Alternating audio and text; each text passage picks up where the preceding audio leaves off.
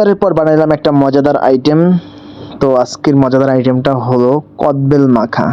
তো আমি 7-8টা কদবেল নিয়েছি, সাথে কিছু আরও মশলা সরঞ্জাম নিয়েছি। প্রথমে কদগুলো ফাটিয়ে আমার ছেঁচুনিতে নিয়ে নিলাম। তো কদবেল মাখা এইভাবে মেখে খেলে খুব ভালো লাগে।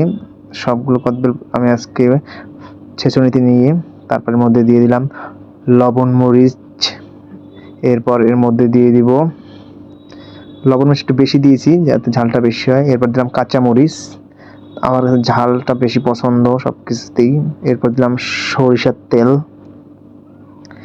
তবে আজকের কদবেলটা বেশি পাকা ছিল, এজন্য বেশ মজা হবে মনে হচ্ছে। এরপর দিলাম চিনি।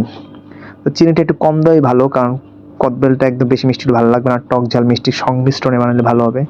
তো এরপর এর মধ্যে দিলাম ধনেপাতা। তো ধনেপাতা দেওয়ার পর সবগুলো একসাথে ছেঁচে নিলাম। কদবেল মাখা দেখে আজকে জিহ্বায় পানি এসে যাবে নিশ্চিত। তো এগুলো আমি চারিতে উঠে নিলাম। চারিতে করে খাওয়ার মজাই অন্যরকম, বাটি থেকে চারিতে খাওয়ার মজা অন্যরকম।